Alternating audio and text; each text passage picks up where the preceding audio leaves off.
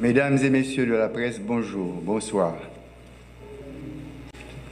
Peuple haïtien,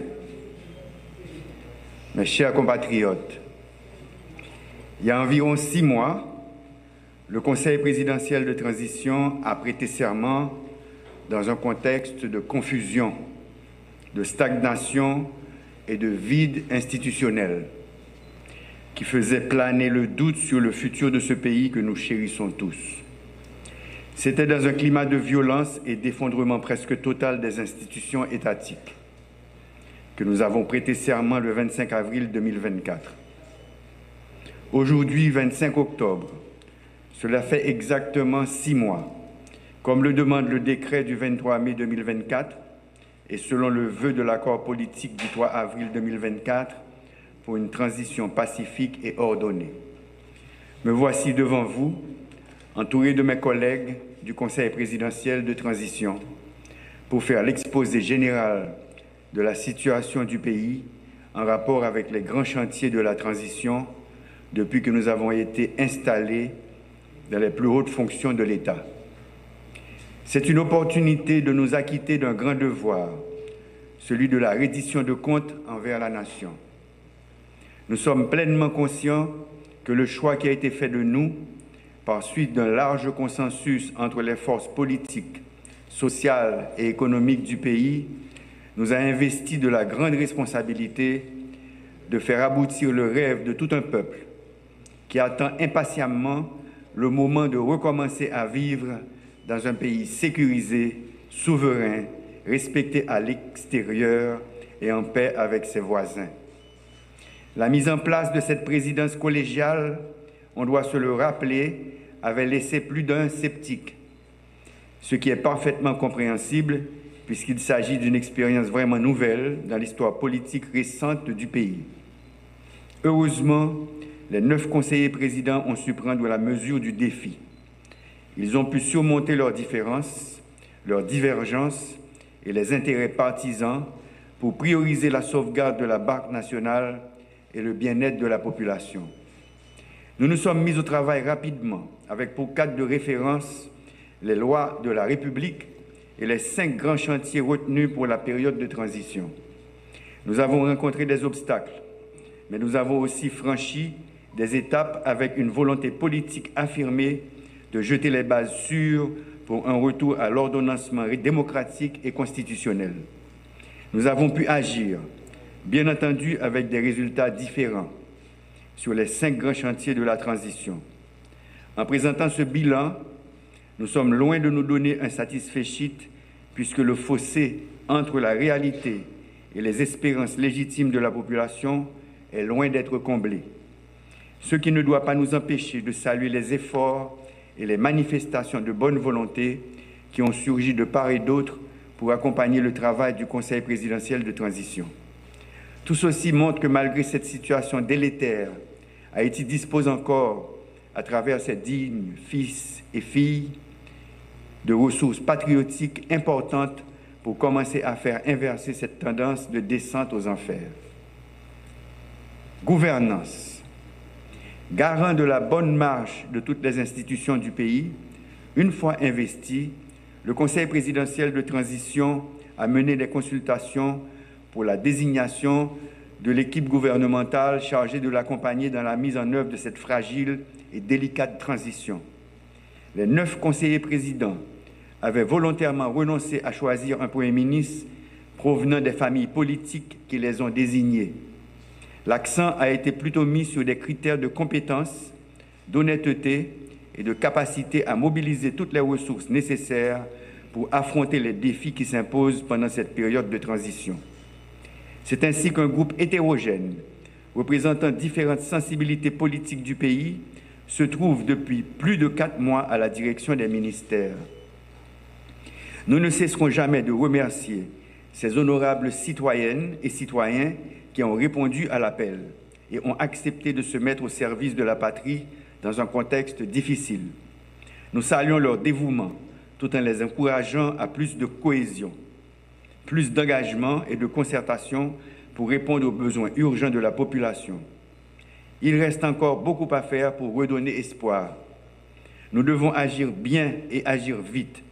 Il y a des souffrances qui ne peuvent plus attendre. C'est pourquoi nous sommes toujours en dialogue, en consultation avec le Premier ministre, les ministres, tous les secteurs vitaux du pays, tous les partis, particulièrement les signataires de l'accord du 3 avril, pour ensemble identifier ce qui doit être corrigé, comment les corriger et quand les corriger. Nous sommes toujours à la recherche de plus d'efficacité. Comment faire plus avec moins? L'État a très peu de ressources. Il faut donc être rationnel dans leur utilisation. C'est ce principe qui avait guidé la démarche dans l'élaboration des 2 budgets déjà adoptés pendant cette période de transition. Je fais référence au budget rectificatif 2023-2024 et au budget de l'année fiscale 2024-2025 qui vient de commencer. Nous prêtons attention à l'efficacité et à la raison d'être de plusieurs institutions de l'État, toujours dans un souci de rationaliser les dépenses et l'utilisation des matériels acquis grâce à l'argent de vos taxes. Nous commençons à découvrir que certains organismes doivent être renforcés, d'autres fusionnés et d'autres ralliés à des ministères. C'est ainsi que la décision a été prise de supprimer désormais le Centre national des équipements qui était rattaché au ministère des Travaux publics, Transports et Communications et de transférer ces matériels et équipements aux Forces armées d'Haïti. D'autres décisions similaires sont à l'étude. L'État a très peu de moyens, il doit rationaliser leurs utilisations. Le Conseil présidentiel de transition, dans les prérogatives que lui confère l'accord du 3 avril, procédera bientôt en concertation avec le gouvernement aux changements nécessaires au sein des organismes autonomes. Dans notre gestion de la chose publique, nous devons toujours faire preuve d'exemplarité et de responsabilité. Nul n'est au-dessus de la loi. Cela ne veut pas dire non plus qu'il faut ignorer les principes fondamentaux des droits de la personne. Il faut laisser la justice faire son travail en toute indépendance, transparence et équité. Sécurité. Le rétablissement de la sécurité fait partie des principaux chantiers de cette transition. Et d'ailleurs, c'est là que la population attend de nous des résultats probants. En ce sens, nous saluons le courage et la bravoure de nos vaillants policiers et des valeureux soldats des Forces armées d'Haïti, même si nous sommes encore loin, vraiment loin des objectifs en matière de sécurité.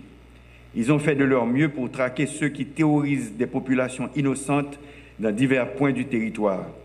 C'est ainsi que plusieurs bandits ont été arrêtés et d'autres neutralisés. Bien entendu, cela n'a pas été et ne doit pas être notre objectif. Un pays ne prend jamais plaisir à verser le sang de ses fils. Cependant, l'État ne peut pas et ne doit pas abandonner la population à la cruauté et à la violence d'un groupe qui la terrorise avec des objectifs jusqu'ici inavoués. Ceux qui sèment la terreur, aussi bien que leurs soutiens et leurs complices, doivent s'attendre un jour à l'autre à recevoir la réponse proportionnée de la part des forces de l'ordre. N'a continué à avancer sous terrorisme, sous décision qui prennent dans l'État. Dans le moment où nous parlé, nous ne sommes pas satisfaits. La police doit avoir un bon résultat. Il faut que nous suspendons courir qui était caillou. C'est pour citoyennes et citoyens tourner circuler dans le pays sans problème. Pour nous arriver dans le résultat nous besoin, il faut que personne dans l'État pas chercher politiser force police là. Comme police là doit travailler en principe avec professionnalisme. Nous travaillons pour force l'ordre renforcer plus. C'est comme ça que je informé le pays. Je fais que ce soit écrit secrétaire général des Nations Unies pour demander au Conseil de sécurité à changer mission appui à la sécurité. La mission maintient la paix. C'est une façon pour force l'audio qui joindre plus bon support pour côté amis nous dans la communauté internationale. État d'urgence qui était déclaré qui était 8 mai, il est toujours qu'un. Si la situation est demandée pour les renforcer, nous ne pouvons pas hésiter à faire ça. Nous travaillons tout pour mettre camper le Conseil national de sécurité Jean-Accord 3 avril l'a demandé ça.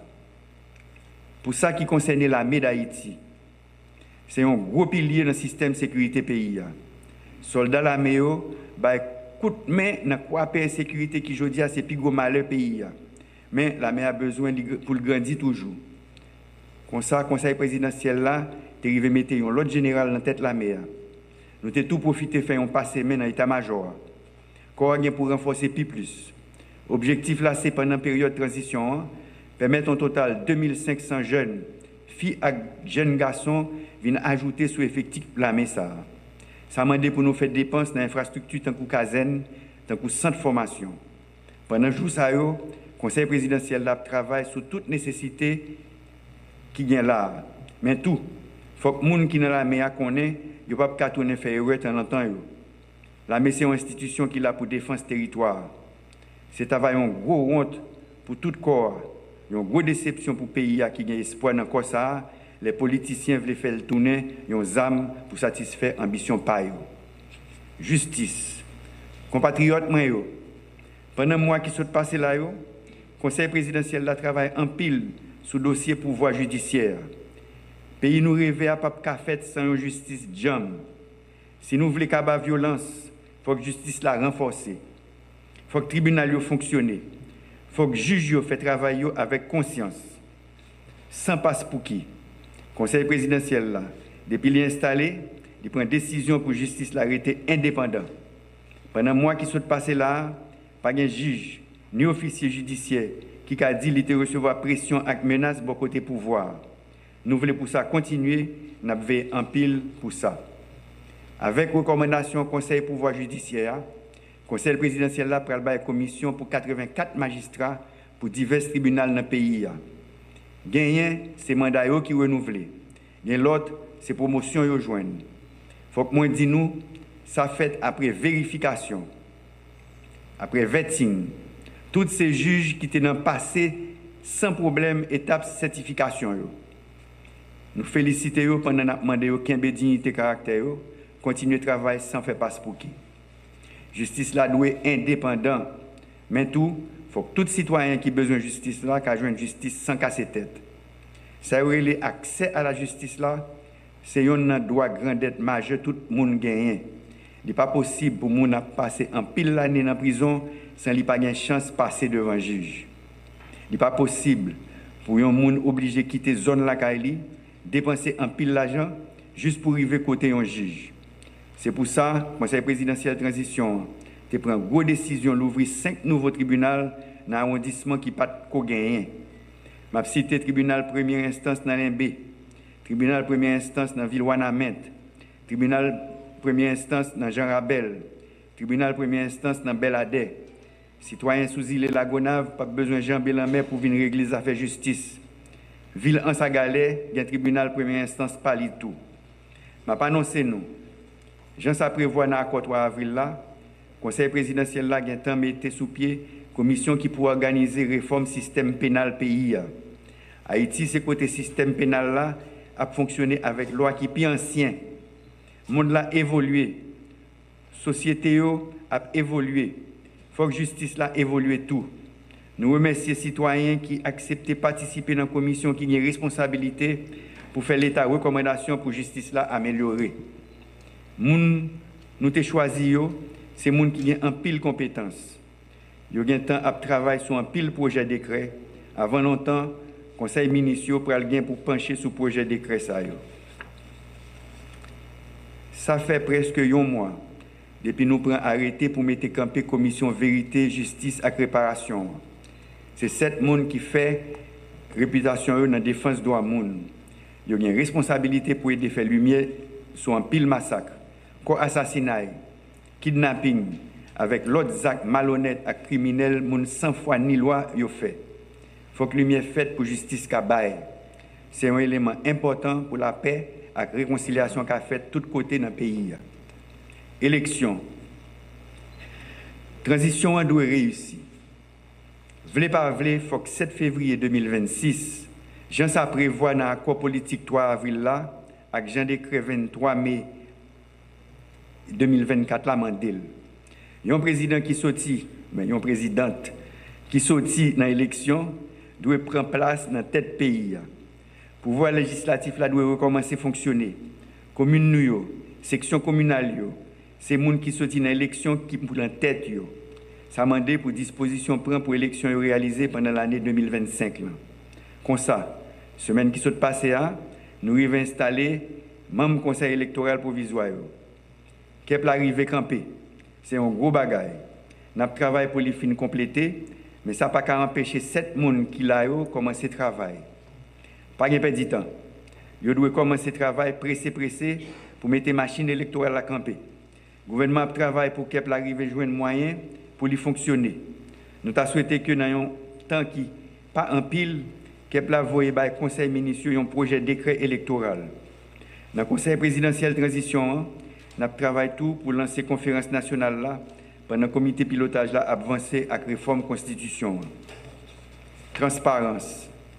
Pendant que nous avons concentré sur mettre Kep la campé, nous avons avancé avec quelques autres institutions qui prévoient dans le décret 23 mai et l'accord 3 avril. Là.